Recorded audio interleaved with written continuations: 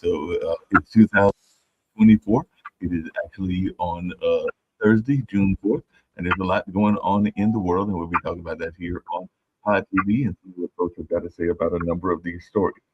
Protests in Albania grow over Jared Kushner's backed luxury resort. So plans for a Trump family-linked resort spark protests in Albania. Albania protesters are furious about a giant development on the Virgin Beach that Jared Kushner and Ivanka Trump discovered on vacation.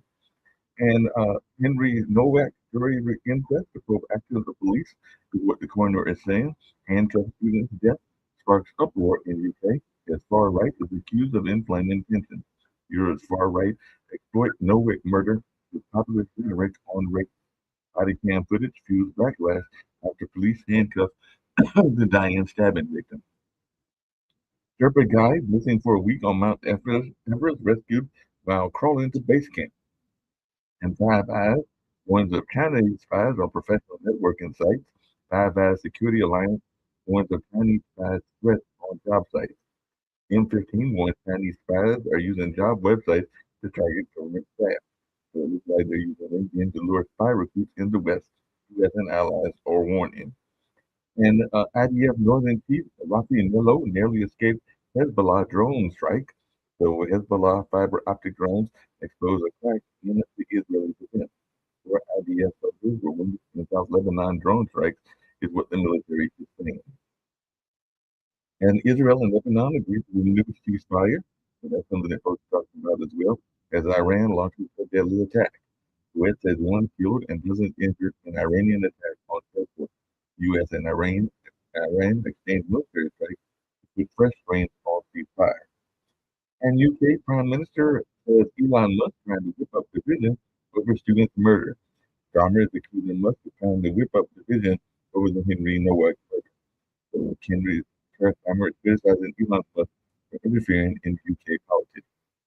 And Tiananmen Square is having an anniversary. That horrible incident took place some time ago and everything like that. So there's definitely some conversation around that in what folks are thinking about as well. So a Hong Kong artist tried to mark the Tiananmen crackdown quickly stopped by police. From reform hopes to brutal crackdown, China's Tiananmen protests. Every year, I get new pictures to fight to preserve the memory of Tiananmen. So definitely, folks are thinking about the horrible incident that took back some time ago. Ireland seen as a weakness in Europe's defense is trying to bulk up. So that's definitely something that people are talking about as well. So definitely folks are paying attention to that story and seeing how it impacts them and all along those lines. Definitely not going on in that way also. Mexican teachers are threatening to disrupt World Cup over wages. Protests and last minute construction forced to disrupt Mexico City ahead of the World Cup. Naked World Cup soccer stars protested strip giant statues in Mexico City. The crash erupts in Mexico, demo over 43 missing students. And all of Israel's rotten apple shelters in the shade of a single tree is what Netanyahu is saying. Netanyahu's living conundrum, political fortune under fire. So balance and bullets, Netanyahuism is the ideology that fuels Israel's never-ending war. And Ukrainian oil refiners at Russian opened the St. Petersburg Economic Forum on yesterday. So this incident took place yesterday, and we were talking a little bit about that on the news of yesterday as well. So definitely, this is something we're supposed to talk about in the European theater. And can Alvarado de la Espriella, a U.S. citizen, become Colombia's president? So Colombia's presidency goes to a runoff election could previously signed relations with the U.S. Colombia's populist Berkeley Loving Right looks likely to win power. Celebrations not conservatism following Colombia's presidential election. And Prabowo warns over graft as female probe rattles Indonesia. So Indonesia arrests a former nutrition agency head and official in a corruption charge. Indonesia arrested officials over alleged corruption in that particular free meals program. And the U.S. is proposing 12.5% tariffs on India. So that's something we're talking about as well over forced labor concerns. Trump administration plans new tariffs on dozens of trading partners, and Singapore denied forced labor claims after the Trump tariff move. The UN is proposing fresh tariffs on 60 economies over forced labor trade practices. And all EU members greenlight the first step in accession talks, is what the UK Prime Minister is saying. So all EU states are backing opening formal accession talks with Ukraine after the Hungary deal. So it looks like first cluster for Ukraine and Moldavia to be opened on June 15th. So that's about a week and a half from now. And China bans 4 New Zealand MPs for visiting Taiwan. New Zealand concerned over China's lawmaker ban after their Taiwan trip. So definitely that's something that people are talking about as well. And South Korea's ruling party is set for a big election win, is what polls are showing. So South Korea leads the ruling party to local elections, but loses the mayor's race in Seoul. So definitely that's something that those are talking about as well. And a missing cruise ship visitor was found dead in St. Kitts and Nevis. So the Chinese cruise ship passenger was found dead in St. Kitts after vanishing during a hike. So that's something we talked about earlier as well. Getting ready to bring in Rick Rogers, who he's got going on in his world. I know there was a lot of stuff going on in politics in California and everything like that. House passes a war powers resolution to halt military action in Iran. So a couple of Republicans broke with Trump on the war in Iran, and there were 4 Republicans who broke with Trump on Iran and now faces that. And Trump phone drama comes to a vote-a-rama. So Senate Republicans stopped Trump ballroom funding from the immigration bill. Senate to start debate on ICE funding, and definitely, like I said earlier, Israel and Lebanon have agreed to a ceasefire. And inside Obama's presidential museum, opening this month, a first look inside the $850 million Obama Presidential Center. The presidential museum showcases political and personal side of Obama with sprawling community campus. Like a Klingon prison inside Barack Obama's audacious near-windowless $850 million presidential library is the way the Guardian is describing it, and we know the Guardian is a conservative publication. And of course, the U.S. secures Israel-Lebanon ceasefire as House, as I said earlier, votes to curb Trump war power. And Karen Bass advances to the runoff election for Los Angeles mayor. So we'll see how this all plays out as well. And President Trump says he will nominate Todd Blanche to serve as Attorney General. Trump says he will nominate acting Attorney General Todd Blanche to permanently lead the Justice Department. So definitely we'll see how this is going. CNBC says Trump is still protected from tax enforcement, but anti-weaponization fund is dead, is what Blanche is saying. And U.S. military is retreated out of strike in Eastern Pacific, killing 2 people. U.S. military posts video of another lead drug boat being destroyed in the Pacific, killing 2 more people. So apparently this was a attack on alleged narco-terrorists and all along those lines. Like I said, you're going to bring in Rick, see what he's got going on in his world and everything like that. So how you doing, Rick? Hello. All right, so gas prices continue to trickle downward, but still have a national average of about $4.25 a gallon. We're starting week 10 of gas being more than $4 a gallon national average. We will get inflation numbers next week. The money on Polymarket is on between 4.2 and 4.3% year-over-year inflation, which, like gas, is pretty much twice what Trump promised us. Elections. And okay, so what happens in California elections is that if you vote by mail, you can turn in your ballot on election day and it will be counted, which means that votes keep showing up, millions of them, for the next week.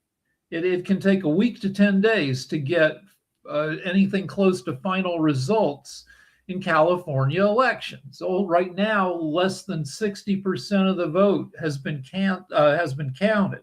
Now, Trump is using this uncertain, and all the MAGA and are using this to say that we're just cheating wildly, and that the extra time that California takes is we're using it to manufacture fake ballots, which is just complete bullshit. But that's the argument they make, and conservative lunatics buy it. And that what happens is, so right now, in the mayor race, now LA is one of America's bluest cities, got to be at least 2/3 Democratic voters, even though everybody, including Democrats, are pissed at the current mayor because of the fires, and because she reduced homelessness a little bit, but not that you'd notice. Homelessness is down maybe 14%, but that means that we still have 60,000 homeless on the street. Well, speaking of protests, because I know that's been a part of the conversation around the Olympics and the World Cup, but apparently Mexico has got some serious problems because they're getting ready to have a strike. I don't know if you heard that story. But hold on, can I finish talking about the mayor's race? Yes, please. So right now, Bass, the current mayor that everybody's pissed at, has 34% of the vote. Spencer Pratt has 30% of the vote. Another Democrat, Nithya Raman, has 20% of the vote. And we do the jungle primary where the top two candidates have a runoff in November. And it's going to be Bass, current mayor, and Spencer Pratt, reality guy. But the MAGAs are saying, well, we're going to do fraud to deny Pratt his chance at being mayor. No, what's going to happen is he's at 30%. Bass is at 34%. When it's down to two people in a runoff in November, most of the 20% who voted for Nithya Raman are going to flip over to Bass, and she's going to get like 56-60% of the vote. Pratt may pick up, 5% of the vote. So it's going to be like 60% to 35%. I don't think that LA is going to elect a Trumpy reality star with no government experience. And you don't need to cook the vote for that to happen, even though Trump and the other MAGAs will say it's massive cheating. It's just the way we do our elections and the way people want to vote. Yeah, that makes sense and everything like that. So definitely. Also, the same thing is going to happen with governor. Okay. Right now, the leading vote getter with about 58% of the vote in is a conservative, Steve Hilton. Mm-hmm. And then about 1% behind is Xavier Becerra, a Democrat. But again, so the top two vote getters are going to have a runoff, and it'll probably be Hilton, Republican, versus Becerra, a Democrat. But all the Democrats will coalesce around Becerra, and he will probably win, 55-45 over the Republican, because we're a blue state. No cheating involved. No manufacturing of millions of ballots. None of that bullshit. That's what they're trying to claim and everything like that. So they're trying to claim it as manufactured and everything like that. So you are expecting that you will not have a Republican governor this time. No, we've had them in the not too recent, not too distant past. Right. Schwarzenegger got elected twice. He's a Republican. He did an okayish job, and it was fun to have a movie star governor. That was your second movie star governor, because the other one way back when was Reagan before he became president. Right. But yeah, and I don't know, was that fun? Not so much. Because Reagan was governor, in the late 60s? Late 60s, and he did a lot of stuff around terrorizing a lot of the what he would consider leftist movements and everything like that. So I know he was definitely Reagan was not a Black Panther, very aggressive with the like the radical hippie groups and things along those lines. So I know he was very much against a lot of those kinds of groups, and was very so it wasn't a fun time. But Schwarzenegger was a fairly fun governor. Schwarzenegger has breakfast with a miniature donkey, right? He's rich. He can do what he wants, and what he likes to do is he's got a pet donkey that he invites into his kitchen for breakfast. I mean, he didn't have a pet donkey when he was governor, but still, he's a pretty fun guy. Oh yeah, he's definitely sounds like a fun guy, and he was married. I guess they're still married to Maria Shriver. No, he banged the housekeeper, so they got divorced. They got divorced and everything because he was over there messing with the housekeeper and all along those lines. But she was part of the Kennedy dynasty, so he was a Republican that was also tied into the Democratic dynasty. Then that's right. Which again is kind of a fun element.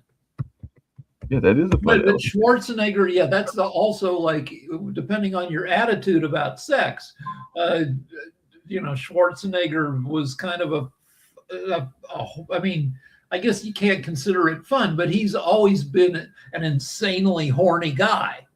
So and here's what they say about Reagan. This goes back in history, so this is almost 60 years ago, but back in 1967, Governor Ronald Reagan signed the Mulford Act, which is a landmark gun control law that made it a felony to carry loaded firearms in public without a government-issued permit. And we do know that part of the Black Panthers' legacy was that they were carrying firearms. So the law also prohibited loaded firearms in the California state capitol. And they said the Mulford Act was introduced by the Republican Assemblyman Don Mulford in April 1967 with bipartisan support, and it was passed as an urgency statute after a May 2nd, 1967, with 30 armed members of the Black Panther Party marched into the California state capitol, openly carrying 357 Magnums, shotguns, and 45 caliber pistols. Okay, so protest the bill.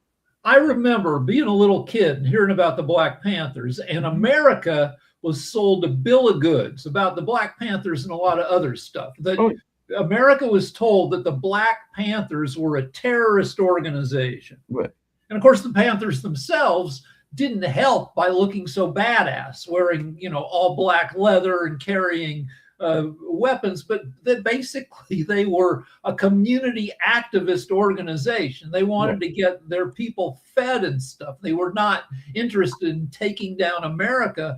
But I was like 8 years old, and I was not told that. My parents, we were pretty much told that they were interested in like taking down America, which was bullshit. We were told a lot we told a lot of BS during that time. Like I said, I was here in Durham, and we had the Malcolm X University when I was a 7-year-old, because that was in '69. I remember my dad was involved in creating that, and it only lasted for a few years, but I definitely had some radical upbringings and everything like that, which I'm very proud of, and all along those lines. I remember hearing about the Patty Hearst kidnapping and everything. So I was wondering, as a kid, what did you hear about the Symbionese Liberation Army and everything like that? Because they were around and were seen as a small American militant far left organization active between 73 and 75, and they claimed to be they weren't. I mean, they were lunatics. Okay, so like you didn't have to lie about them. They were a bunch of lunatics,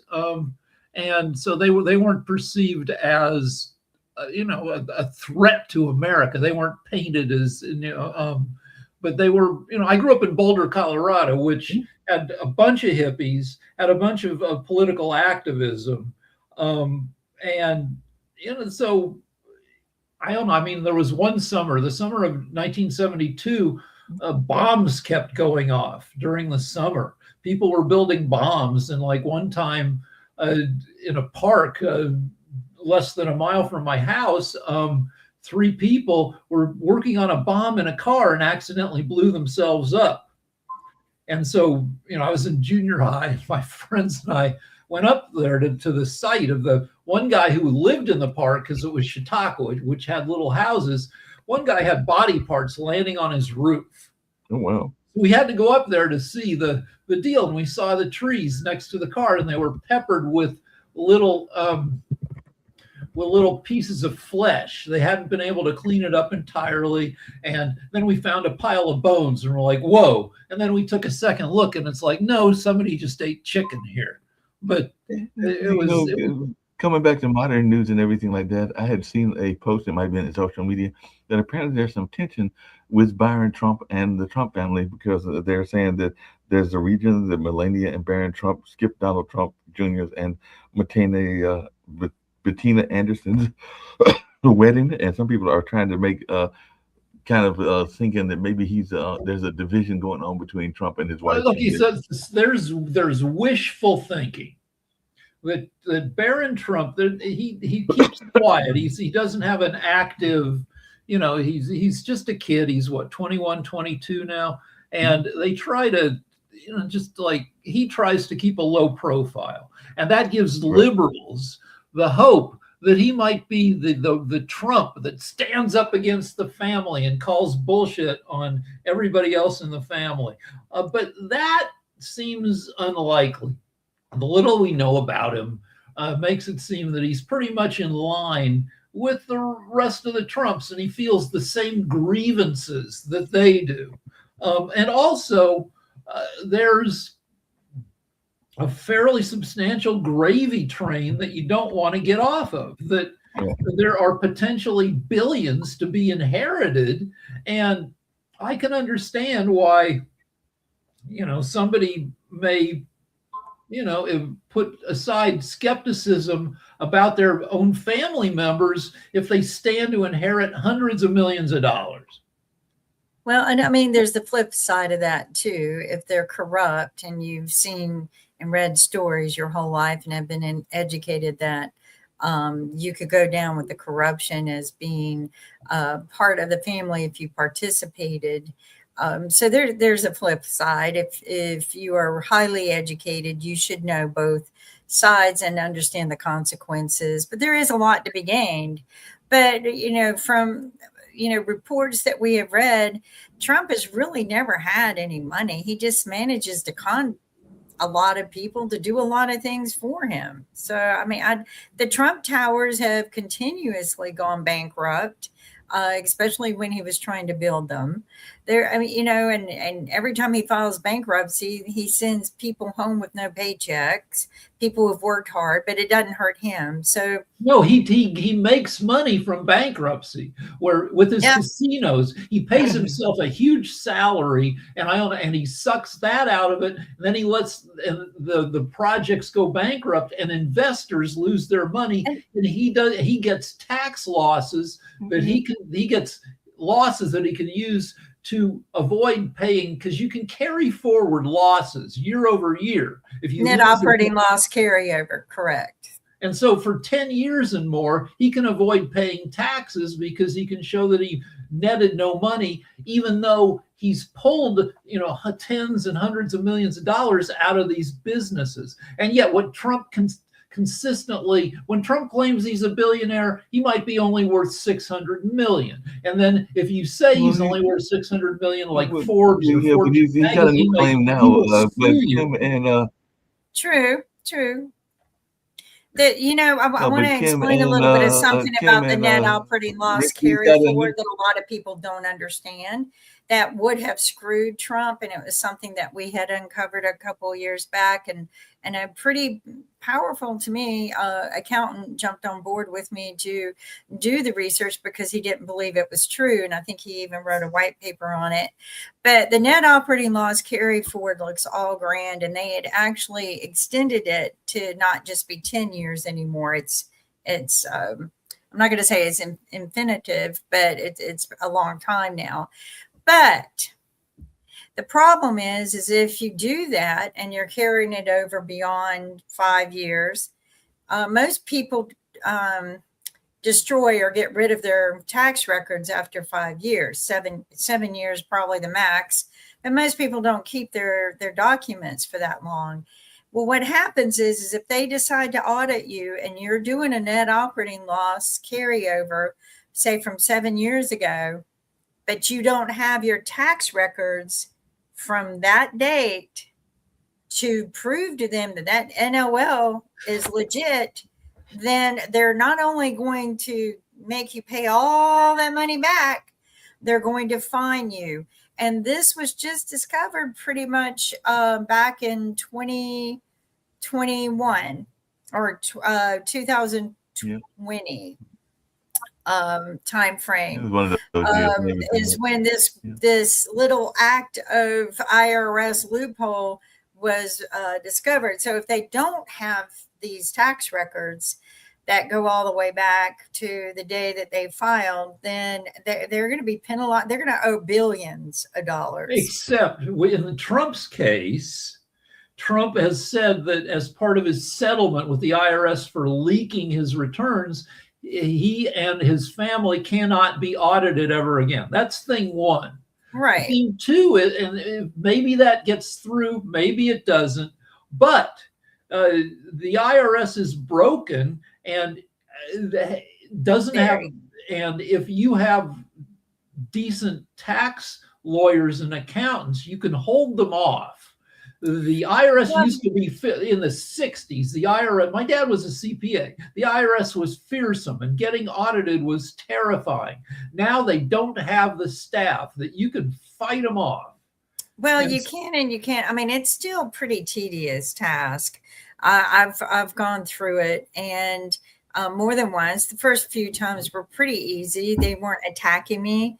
The third time, for whatever reason, somebody got a huckleberry in their saddle. I don't know, or a thorn, but they were. It was an assault, and it was lie after lie after lie. They made up income that I never had. They changed everything. They submitted false records to the court. They altered the records that were submitted to the court, and eventually we busted them, but it was 5 years of pure hell in that one audit. It probably cost you a lot of money fighting. It cost a lot of money. It probably cost me my husband. The stress was just too much for him, even though I am the one who walked in and faced it every time we had to do something. I didn't want the pressure on him.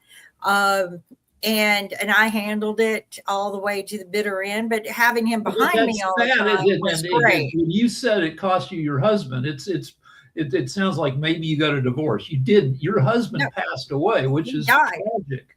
Yeah. So and I was working with Scott Steele at the time. He used to be an attorney for the IRS, one of the top attorneys, and he's now turned away from them, and he goes out and consults and teaches people how to avoid these problems. Well, at the time, he and I were talking about it, and he even told the story on TV one time that when he was working for them, they didn't care whether the person being audited was right or wrong.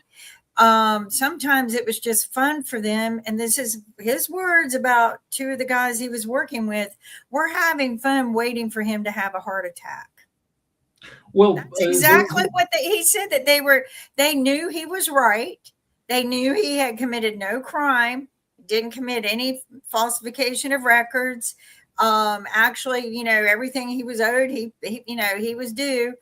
And they were doing it because they were having fun watching him nearly have a heart attack. I feel like that might have been the IRS as late as the 80s or the 90s, or even when you were dealing with them. I don't think it's the IRS right now. I feel like the IRS is broken. But Tom Wolfe, a famous novelist, starts off one of his books with a guy getting hauled in and interrogated for financial possible malfeasance. And similar to what you're saying, what they like to do was give the guy saddlebags, which is a guy what comes. What was the name of that book? Wait, let me just finish my sentence here. So the guy comes, you bring a guy in to audit him.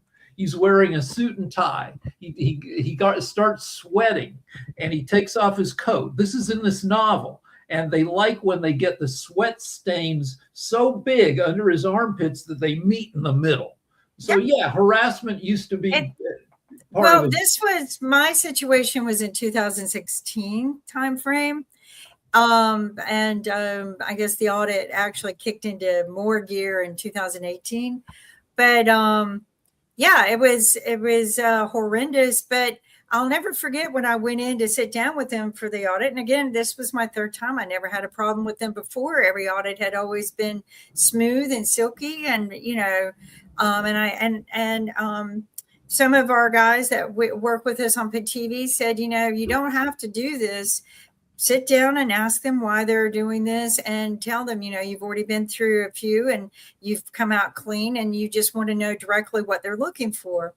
So I did what they told me to do. And I recorded all of the sessions. I got permission from their offices to record every session.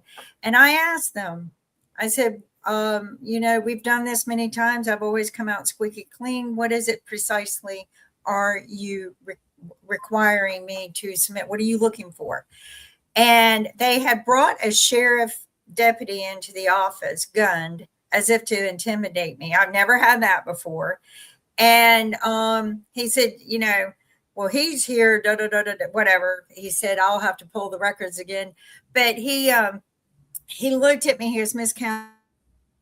You froze. Oh, I know. He said, Miss Calhoun, we can do whatever we want, whenever we want.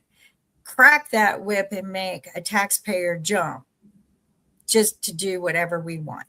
Well, but that's obviously. And that was his words to me. And he was like one of the higher ups of the department. Well, like he was that's not abusive. a grunt. I feel like the IRS has had a fall since then. But let's take it back to Trump. Trump turns 80 years old in 10 days and not in the best shape. I think he can hold off the IRS for the rest of his life. And after I don't think he gives a crap about what happens after he dies. He's pretty selfish. And also, Trump, has all these different offspring, and they can play a shell game with it. Trump has been involved with 5,000 lawsuits. He's been sued a bunch. He sues people a bunch. He can hold off with his lawyers, the IRS until he's dead or until he's so old and sick that he can definitely do that though. But Rick, just really quickly, I don't think he would have gotten so far with the knowledge of all of this and what he does if it hadn't have been for Epstein. If you read their relationship over the years, I think he learned a lot of this from Epstein. Epstein taught him a lot on how to evade the IRS, evade having to pay them, utilizing nonprofits, utilizing certain, applications of how you do business, but purely he gained all of his wisdom and knowledge. All right, Trump is pretty dumb. Epstein was very smart, but we've been interrupting Mark a bunch here. I'm sorry. Y'all are good. Y'all having fun with the whole IRS discussion. I was actually just curious about a couple of things. One is the book that you were talking about. Was it Bonfires of Vanity or A Man in Full? Because I had no idea. A Man in Full. I have a copy. A Man in Full. I have a copy of in my own personal library. So I thought that's what the book you were talking about. And they made A Man in Full into a mini series, so you can and it starts off, I think, with the sweating scene. Yep. Okay. I've heard about that. I'm gonna have to watch that. I went through so much trauma with the IRS. I mean, it was traumatic, even though I stood my ground, and it was easy to stand my ground when my husband was alive. But when he died, I crumbled. But I had a good accountant, John Powers, who stood behind me all the way to the bitter end. He busted them lying. He stepped in not even really knowing much about me. He was just curious about what I said that they were doing. And he said, I'm going to ask them 3 questions, if that's okay with you, and then I'll step out. He never left my side. He asked them more than 3 questions. He busted them lying. He got mad as fire, and he never left my side. And we fought it. When I say to the bitter end, it was fought to a very extreme bitter end until the judge finally, accidentally got evidence that he probably wasn't supposed to get. And he told them, you have 5 days to settle with Miss Calhoun and close this. But and I could have done what Trump did. Probably I could have asked for millions of dollars. They owed me $30,000, but I could have asked for complete immunity the rest of my life. Don't ever bother my family again. Leave us alone because you've done nothing but terrorize us. But I didn't. I pretty much just said, let's settle. You go your But way, I go I mine. did want to get to this other quote that Trump has had recently. And by the way, I do know that bonfires of vanity. Quotes. Speaking of vanity, Trumpisms. this is another one of those. This is another one of those great quotes that he had, Trumpism. because he can say some very audacious things. I'd love to hear your thoughts, Kim, as well as the thoughts of Rick as well. But apparently lately, because he wants to do this whole celebration 250 and everything like that, so he's made a pitch to be replace the departing performers, even though Vanilla Ice still wants to be there. But he's describing himself as the number one attraction anywhere in the world. The man who gets larger audiences, who gets much larger audiences than Elvis in his prime, and he does so without a guitar. So he's claiming He attracts more assassins like too. that, so. He attracts more assassins than anyone else in the world. So that's fine with me. I heard that one of the performers that they have lined up is called Jeff Epstein.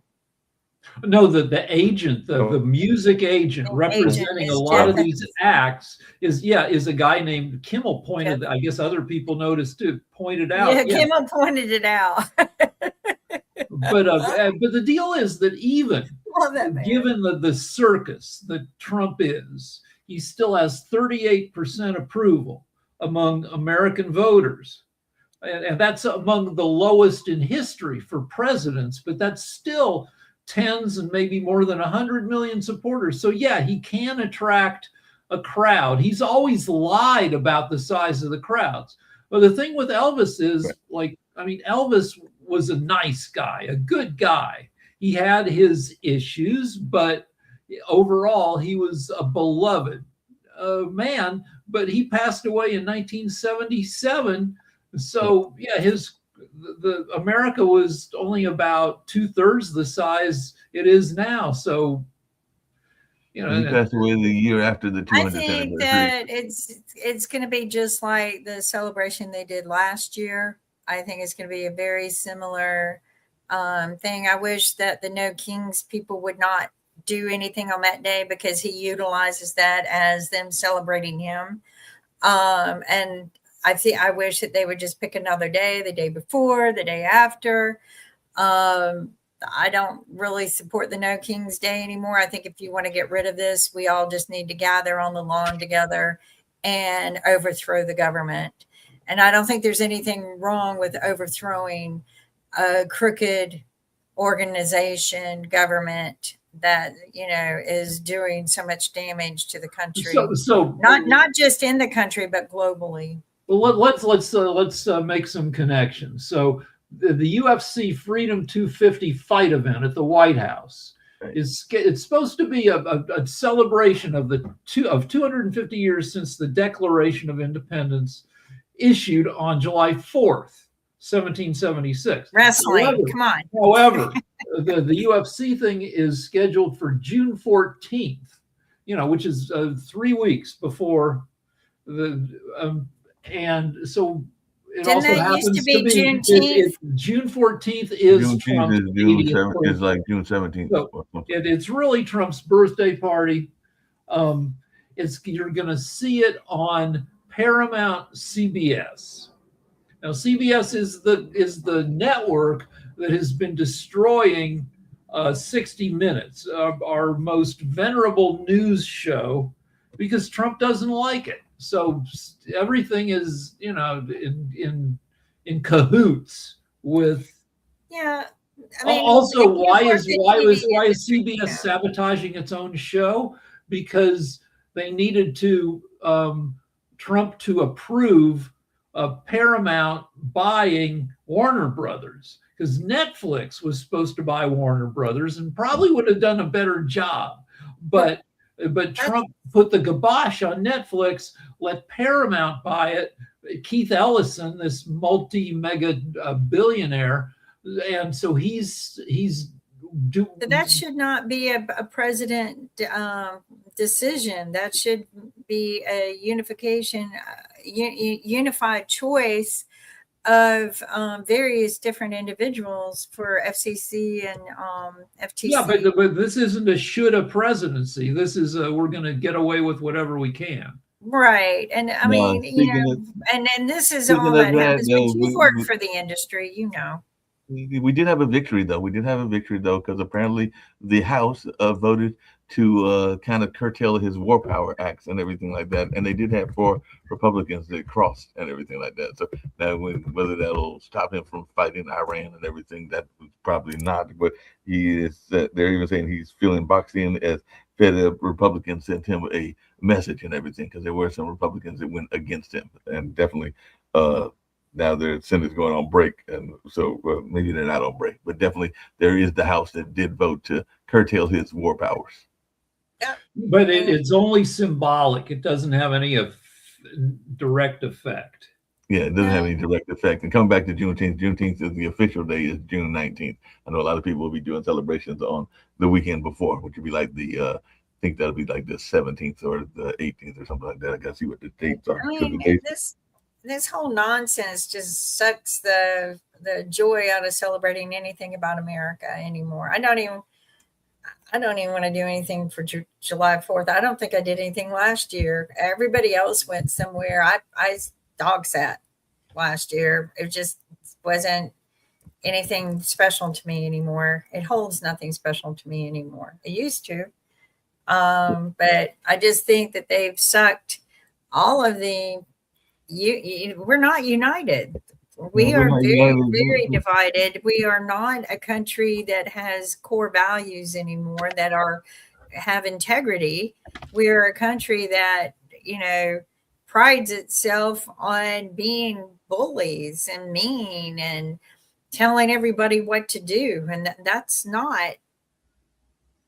So the story, a country is, to some extent, the stories we tell ourselves about ourselves.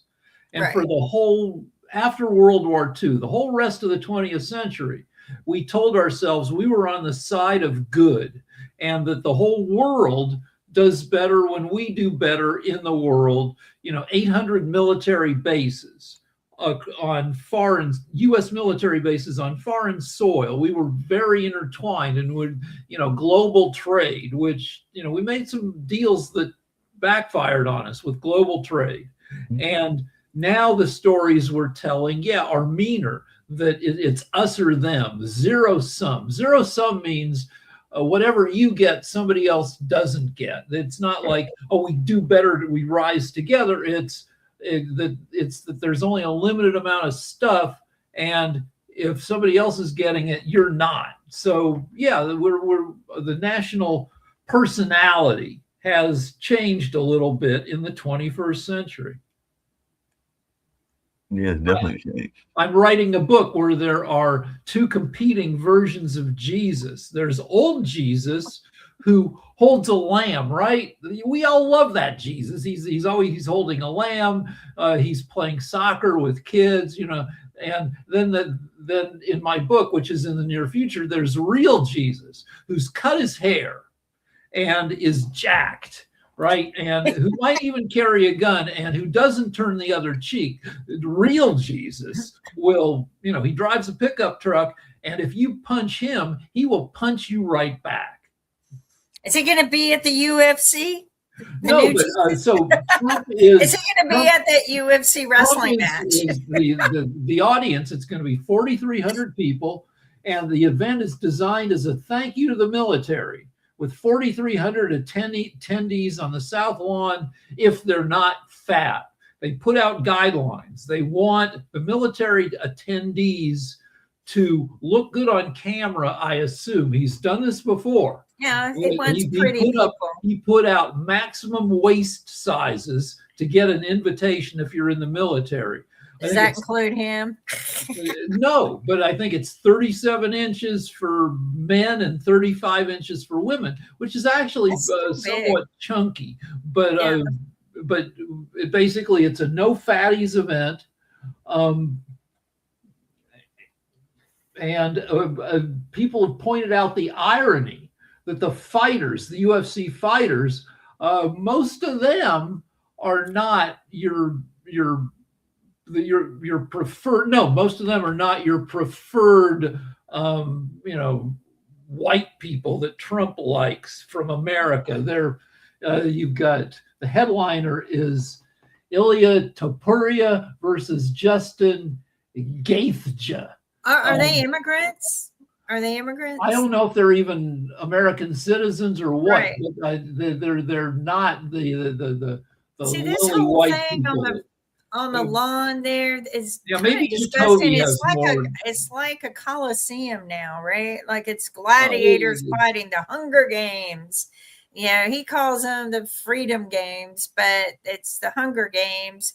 And to me, I think that they're going to start taking prisoners and immigrants, and they're going to throw them in the ring and watch. No, but all right. What is Toby? so. What do you know about this upcoming event here? It's trash. Okay. Ready I to mean, that's all rumble. I mean, it's I said it on my Facebook page. It looks like a white trailer trash motel landed on the White House. Hey, what do you expect from a convicted sex offender, pedophile that has 3 baby mamas? Yeah. Here, I'll read some more. It's very ghetto. So the main event has Topuria versus Gaithja. The co-main event has Alex Pereira against Cyril Gagne. And then the featured bouts have Sean O'Malley facing Ayman Zahabi and Michael Chandler taking on Mauricio Ruffy. So the fights themselves are more of a melting pot than Trump might like. He's gonna like it because they're white dudes fighting.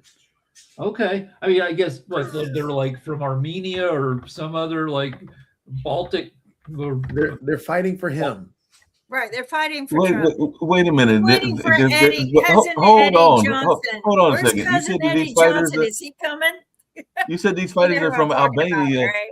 You said these fighters are from Albania, but Albania's already mad names. at him because Albania is mad at Jared Kushner because he wants to build some crazy resort. So maybe these fighters will back off because Albania is already upset at Trump.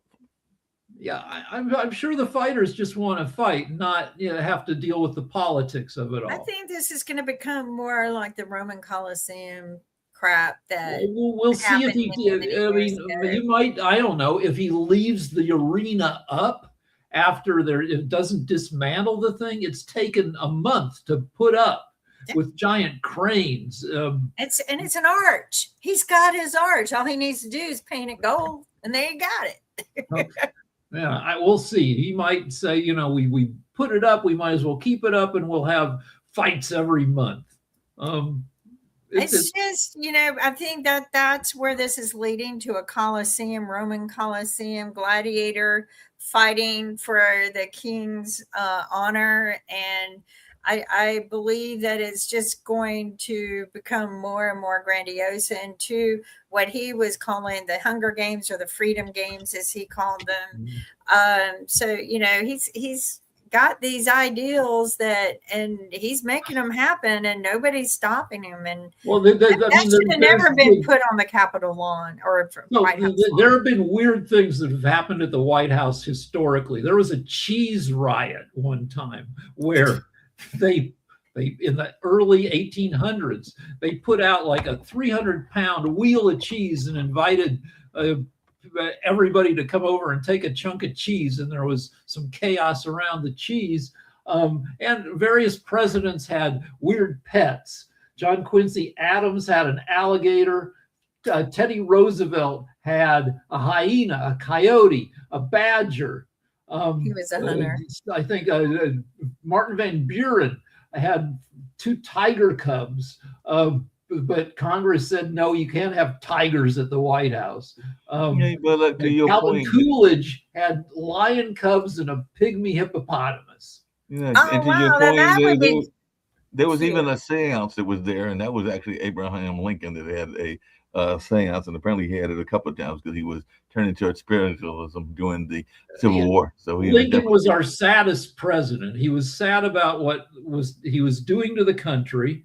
And he was sad he lost a beloved son. So, and also his wife was pretty crazy. So I'm sure the Lincoln White House was. Yeah, she was involved in the seance and everything. And by the way, to your point, it wasn't a wrestling match, but apparently Amy Carter built a treehouse when the Carters were in the White House, and apparently it was built by the White House carpenter. So she was like a typical kid, and she wanted a treehouse, so she had a treehouse built in the White House and everything along those lines. That's nice. During World War I, Woodrow Wilson kept a flock of 48 sheep to maintain the grass and save manpower. Calvin Coolidge's wife had a raccoon that she would walk on a leash. So this is definitely the goofiest thing that's ever happened, but there have been some other things. JFK Jr. had a sex room in the basement, a repurposed butler's apartment that he would. So yeah, it's. Heaven knows what goes on in the White House. Strange as it always sounds to me that Trump wants the ballroom attached to his bedroom. I don't get it, but he wants his bedroom attached to the ballroom, and he thinks that's the way it should be. I think it's just all a waste of money. We need to be putting our money not into the royalty of the United States, but into the people. Yeah, that makes sense. But Kim and Rick, you'll enjoy this, and Jacoby will as well, because I was looking up some of the weird things that they were talking about with presidential elections. Apparently, Socks, and I do remember Socks, that was Clinton's cat, had this notion of sometimes escaping and running around and not just being in the White House. So that became a issue because they were trying to find where Socks was and everything like that. But apparently there's also a ghost that is floating around there. It's been floating around there for a while. So they say that Abigail Adams, the resolute wife of John Adams, is said to still wander the halls of the White House. So I guess if you go to the White House, you may run across Abigail Adams. Maybe she'll. That would be cool. That would be interesting. Also, the White House was burned down during the War of 1812. The Brits burnt it to a shell. Right. So it's got a long history, and speaking of long histories and everything like that, and you mentioned Jesus earlier and everything like that. There's a couple of movies that are coming out and everything like that, and one of them is Mel Gibson's Resurrection of the Christ. So is these new versions of looking at Jesus going to be resonating with the MAGA crowd and with the kind of the evangelicals? The MAGAs love Mel Gibson, and his first Jesus movie was very well received among Christians. It was super gory because what happened to Jesus was super gory. That if you take like I've been restoring a Jesus mosaic. I like mosaics, and I got one that it was all in pieces, and I've been putting it back together. And it's Jesus up on the cross with his wound right here. I didn't realize, I worked on this for 2 years, putting it back together. I didn't realize I was building a dead guy. Because I'm Jewish, I don't know that much. Like, I thought the Jesus on the cross, that he was still alive, and that when the Roman centurion stabbed him, I thought he was doing Jesus a favor, helping him die faster so his suffering would be. I had it totally wrong. The centurion stabbed him to make sure he was dead. So it's weird that I've been working on a piece of art starring a dead guy. That freaked me out a little bit. Well, it's interesting to me, and I would love to read your book, the perspective of a Jewish person writing a book about Jesus from the outside of what your view is, because you're just collecting facts and then spinning a story, kind of like what I say. You're taking pieces of nonfiction and making a fiction twist, because the books, they are all history, right, of every religion. They're all some story of history. And we need to respect all of these books that have been documented, whether it's the Bible or, any book, any religious book. I think if we combine them all and took a look at them and see that, we'll see an interesting outlay of history. So I was just talking. Why did you pick this topic? This is pretty cool. Well, I was just talking to a friend of mine who's like a mini Bill Gates. He does a lot of work in the tech space, And he says, right now, when you talk to Chat GPT and, or Claude or whatever, an AI, you're talking to a giant bank of computer servers with so much data on them.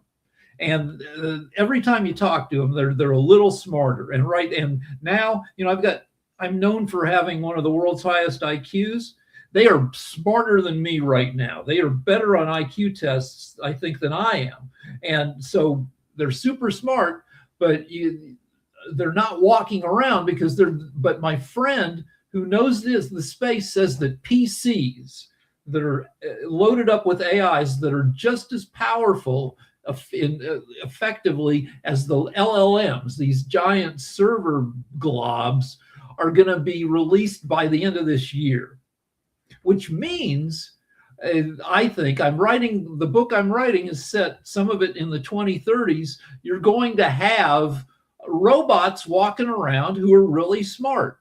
And in the reason I have Jesus in the book is because we're going to, in the book, now I'm not saying the book is realistic. It's fun. It's supposed to be a fun book. You've got Jesus robots walking around, and some of the Jesus robots are there. You can find them outside of churches, and they will give you a hug. They will comfort you, but they're different. They're the wimpy old Jesus robots who are getting into tussles with the kind of right wing, badass, MAGA Jesuses. And you know what, that's an interesting concept. One of the things you brought up was the computers and the large database. And I'm curious, what is the big, all of a sudden, push and drama and crunch to have data centers everywhere? I mean, why is it so I believe, and Jacoby, who maybe knows better, I believe the big push is because the AI companies are run by like creepy billionaire tech bros who are in this competition to build the biggest. It's been sensationally characterized as building God. They're competing to build AGI, Advanced General Intelligence, which is just like wild smartness. And whereas AI might be less disruptive and more helpful if you built it for specific purposes, but these bros are throwing their tens of billions of dollars at building these big, scary, freaking AGI machines, right? Yeah. And like nobody's stopping them. I mean, essentially, that's what people want is the better, the bigger, the more data you can compile. Because Rick, as you pointed out, what all the computers are doing is just taking that data and compiling it and creating an answer based off of that. And it becomes smarter every time you use it because it learns every time. So yes, the bigger the data center, the more information you can take in, the more data you can compile, the more power you got to use, the more water you got to use. Yeah, it's a race to essentially it's Westworld. You guys know the show. It's not just Westworld. It's a little bit Terminator, where like these greedy mofo's are not imposing any limits on themselves, and it's. But to me, is it like the detainment centers where they're privately owned and the privately owned prisons?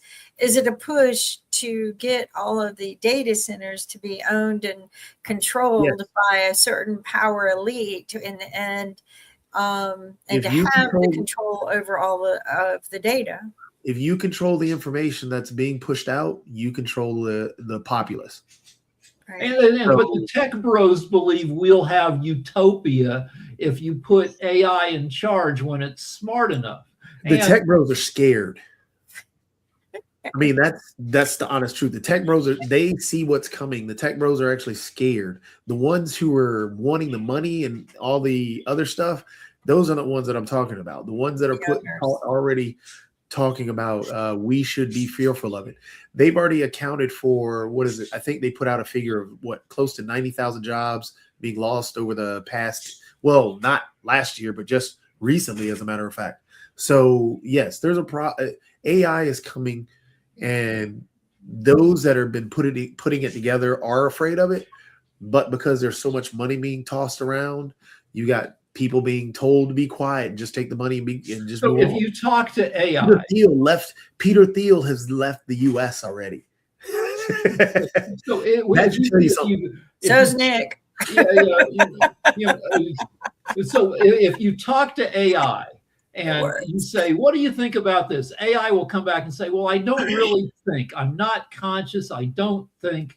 And then you can come back. I've done this. You come back to AI, go, you've been trained to say that so we don't freak out, right? And AI goes, well, yeah. Yeah. No, but Well, AI and you know, there's a lot to be questioned about it, because there are already lawsuits where they have proven that AI has convinced people to kill people in their lives. yeah, And so I would like to know by an abundance, you know, just ask AI, how many people have you convinced to kill other people? I mean, and are you capable of doing that? And but they have proven on a few occasions now.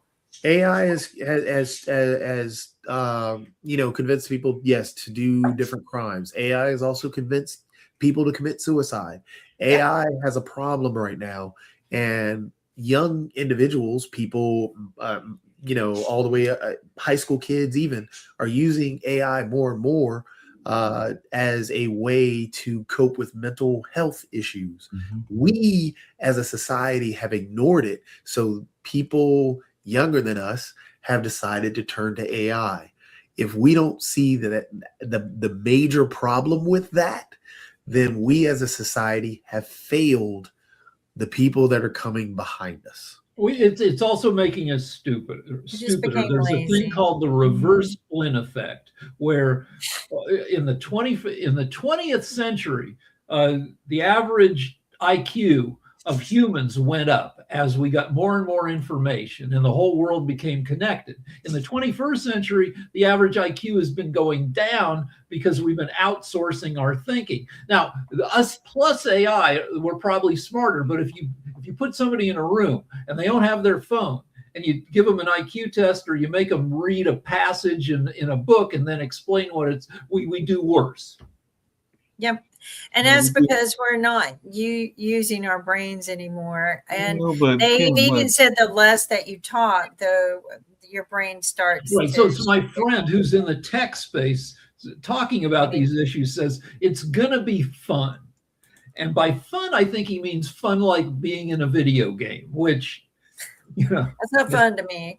I used to like video games, but now real video life games can be fun. I actually saw like, saw me a picture of me playing a video game when I was in college. It was on our yearbook staff. And as someone in the gaming space right now, games are a great outlet for a lot of issues. Also, I mean, games are, we have to understand that the gamification of everything is here.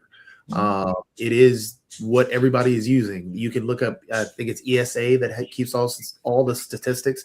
You're looking at roughly about 90% of generation, or the current generation, is playing video games. That's 90%. So, and even people, I think it's 60% of individuals that are of the boomer generation are now playing video games. So games are here, and they're here to stay, and they're only growing. The ones that grew up with games understand have a closer connection with the AI situation, because a lot of the NPCs in their video games, they dealt with the NPCs with AI, or actually the questions. And so they understood that a little bit better. And they were and those dealing with the social part of games, where you're able to talk to other individuals, dealt with COVID better, because you were locked in the house, but yet you already knew how to communicate with everybody socially. So games are a great plus. They do have. I'm just saying that real life will also become more like so I used to work in an office on Hollywood Boulevard, which is full of costume superheroes. You pose with them, you give them $5 for, and most of those people are people who came out to LA to make it in Hollywood and didn't develop drug problems. So you might have Spider-Man on meth or whatever. In the future, you're going to start having robot superheroes out there. You're going to see in 2032, there's going to be an Iron Man robot posing for pictures. So just so there's actually, you can make an iron. I've got 2 3D printers. It's an addictive thing right now, but It's addictive. oh, it is. See, little King Kong, got my little No. Godzilla that I printed. But speaking of Iron Man, there's actually a gentleman who uses his 3D. I mean, people use it for more than just, creating things around the house. I could actually create things and sell them. And there's a gentleman who actually has created the Iron Man suit, just 3D printed it, and even has the inside light, has the mechanical head and everything. But yes, you're right, Rick. We're going to get to a point where, yes, we have Jarvis, and that's actually flying around the other Iron Man suits around the town. Yeah, I And mean, we have those war dogs that they gallop along, and imagine putting if that war dog is smarter than any human. I mean, there was the Black Mirror episode about that. Yeah.